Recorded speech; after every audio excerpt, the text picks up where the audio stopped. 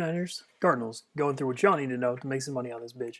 So let's do the picks real quick. We got the Cardinals favorite at home by 5 and an over-under set at 48.5. So I don't have any super strong stuff in this game, but I do think that the Cardinals -5 is bettable, as well as the under 48.5. That's actually the one I prefer, but neither of them quite get to the real strong territory. As well, the Cardinals money line too. I think they're going to win the game, but there are some issues there. But stick around, and I'll tell you how and why. That's how it goes down. So first, we got the 49ers offense versus Cardinals defense. Injury-wise, let me get to it here. Deebo Samuel still out on the 49ers. And, of course, Nick Mullen started quarterback, put on IR. So we're talking about C.J. Beathard again for the season. And then for the Cardinals, Dre Kirkpatrick, Jalen Thompson, Hassan Reddick, Hallie Fitz, all defenders that are questionable. So run game first. There's past to success for the 49ers here running the ball. On the interior, the Cardinals I actually kind of like a little bit. I think Peko has done a good job since he started playing. Since he started playing 13 years ago, but since he's been on the Cardinals. Lucky Foti, Rashard Lawrence, both rookies, have actually shown a little bit of okay things. I don't think they're disasters. I'm not in love with either one, but I think they're all right. And Angelo Blackson, I think, is pretty good. But point is, on the interior, I think the Cardinals are going to be okay because the 49ers interior offensive linemen, especially their center Daniel Brunskill, and probably going to be starting Colt McKivitz at guard, who come off the COVID list just today, the day before the game. Who was starting before that? And then Tony Bergstrom, backup guard, who was super journeyman veteran guard. Stepped in and started last week, but yeah, more importantly, I think the interior is okay for the Cardinals. The problem is that doesn't really matter against the 49ers. They just don't emphasize that at all with running the ball, and none of the Cardinals defenders on that part of the field are athletic enough to really get into the backfield and matter in this game. And on the edges, 49ers tackles are outstanding, really good, especially in the run game. And the Cardinals edges, listen, Hassan Reddick's still bad. You can run the ball right at him constantly, and it works. You saw the Eagles do it. You see it throughout the whole season. He's not very good. And on the other side, well, I actually think the Cardinals edge defenders on that side are okay. Marcus Golden and Devon Kennard, preferably to Devon Kennard. They're nothing special, and the 49ers tackles are definitely the better of that matchup. So you're talking about a 49ers offense with control of the edges and without disastrous issues on the interior, and that just leads to success.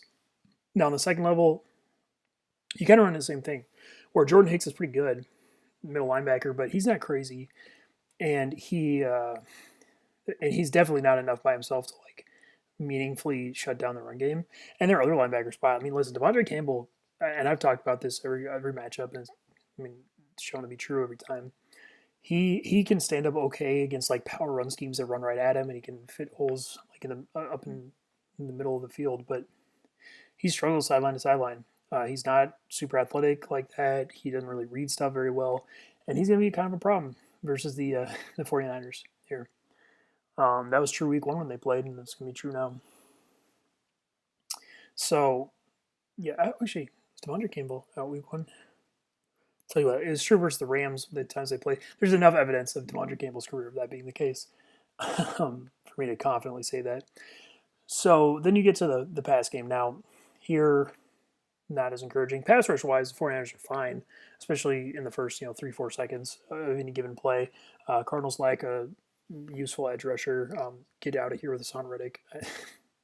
That fucking 5-sack game, listen, he's going to get paid off that. And that team's going to be wrong for paying him. He gets effort sacks, and that's it. And again, any other player in a situation gets 4 of the 5 sacks. I mean, all he has is athleticism. He's not very good as an edge rusher. And that's going to be the case here. I mean, the 49ers tackle is significantly better at what they do than what the Cardinals pass rushers are, or how good the Cardinals edge rushers are at what they do. Maybe over time, Hassan Reddick, Marcus Golden, they work hard throughout the play, so there's something, but it's bad. On the interior, I mean, 49ers are thrown over there, but you're talking about Zach Allen trying to take advantage of it. He's not good enough. So there's a chance for the 49ers there. As far as the receivers go, too, I mean, Cardinals secondary, terrible. Byron Murphy, awful. Patrick Peterson, not very good at this point. Although in this matchup, I actually think he's fine. He's pretty matchup dependent on whether or not he's useful. Um, and Drake Kirkpatrick, their other corner, is both questionable and not all that good if he plays. So the 49ers, specifically Brandon Ayuk, is good enough to be open pretty consistently in this game. Now, I do think Patrick Peterson can limit him a little bit because he's still not super refined. He's not like the other rookie receivers in terms of like actual separation, like Justin Jefferson or I'm missing the big one. Not Chase Claypool. He's better than Chase Claypool. Um, but irrelevant.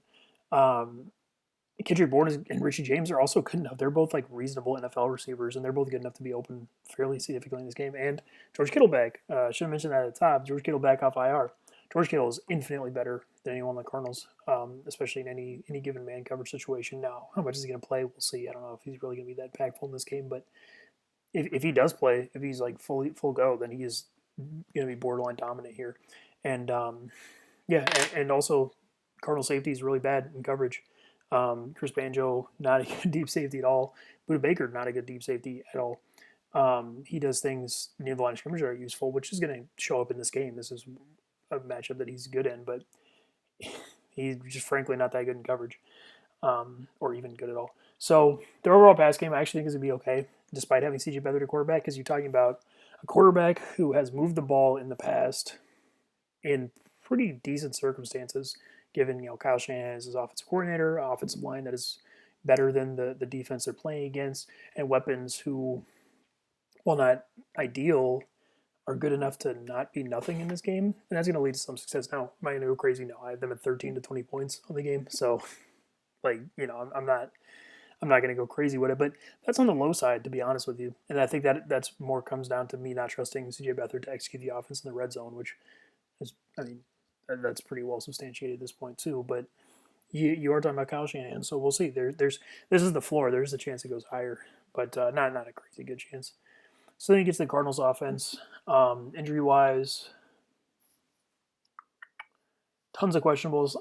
Justin Pugh, Larry Fitzgerald, Chase Edmonds, and all three of their rostered tight ends are questionable. I'm just going to go ahead and assume they all play at this point. None of them matter to me too much. Well, Justin Pugh and Larry Fitzgerald do, but they could probably make do without them. And then on the 49ers side, again, a lot of stuff. Richard Sherman out, Jimmy Ward out, two starting secondary players. Emmanuel Mosley questionable, who would step in at corner. Javon Kinlaw questionable. Deion Jordan doubtful, and various more questionable. So that's a bunch of starters and rotational players. That stuff really matters. But as I'll get into, they're probably going to be okay here defensively.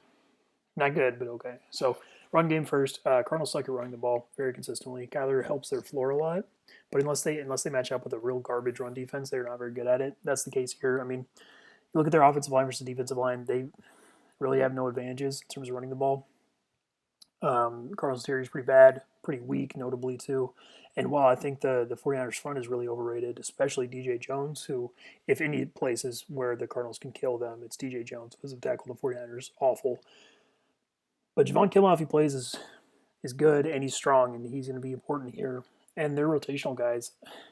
Kevin Givens, Kentavious Street, Darian Daniels. I don't love any of them, but I think they're all better than DJ Jones, to be honest. And I think there's a chance that they can stand up here given how weak the Cardinals interior is. And on the edges, too, Cardinals don't even prioritize. They don't ask their tackles. They constantly have their tackles take pass sets to draw edge defenders up the field instead of like firing off the line of scrimmage, which is actually a problem here because Kerry Hyder, Eric Armstead, the edges on the 49ers are like actually good in that scenario. Normally they're just kind of okay, but in that scenario they can actually perform pretty well as run defenders. So not a ton of advantages there. On the second level, 49ers linebackers, outstanding. Fred Warner, Dre Greenlaw, both really, really good. And the Cardinals' run scheme is garbage. Like I talk about every time with them, they run this knockoff, dumb shit version of what the 49ers and Rams do, except for they're really bad at it. And that's the case here, too. And you're going to see that the linebackers are really going to be effective in this game fairly consistently. Now, are they going to be completely shut down? No, especially Dre Greenlaw is just not quite fast enough sideline to sideline, and there's only two instead of three, which is a problem. But there's a chance for them to stop them on the ground. So then you get to the pass game. Pass rush wise, The Cardinals are mostly fine. I mean, Art Armstead, Kerry Hyder, they can be good versus bad tackles on the edge, but here Cardinals tackles are actually pretty reasonable, especially DJ Humphries. I like him quite a bit. So they're not going to be perfect, but it's not like something I'm concerned about. And on the interior, 49ers really, really like interior rush. And if they move Eric Armstead inside, then they lose that edge rush, which is they have a problem with rush in this game. And as far as the receivers go, without Richard Sherman, you're looking at DeAndre Hopkins being really good again. So he's pretty predictable in terms of when he's going to be really good. When he's not, you saw the 2 weeks prior to this one, when he was playing against legitimate corners, he was just okay. And then you saw last week when he played like the worst corners in the entire NFL, and the Eagles, like fourth stringers, who were like the Eagles already one of the worst secondaries in the NFL. Then it was like their four stringers, like duh, that he went off basically. Here, that's not the case. Jason Verrett is good enough to limit him. He's not in the level of Jalen Ramsey or Stephon Gilmore, the two guys who had limited DeAndre Hopkins previous to this week, but he's pretty good, and he's not nothing. And DeAndre Hopkins as like a quick winner and overall separation creator is pretty overrated. Now he's good at a ton of stuff, and he's still top 5 receiver for sure, but it's not for the reasons a lot of people think it is. And here, Jason Verrett actually would do a good job limiting his usefulness. Now, again, I don't want to go overboard. He's fine here, but just something I'm going to talk about. And their other receivers are pretty bad. Christian Kirk, Eddie Isabella. If they play any legitimate secondary you've seen all season, they suck. There's a reason. It's because they're not good at playing wide receiver. They're just fast.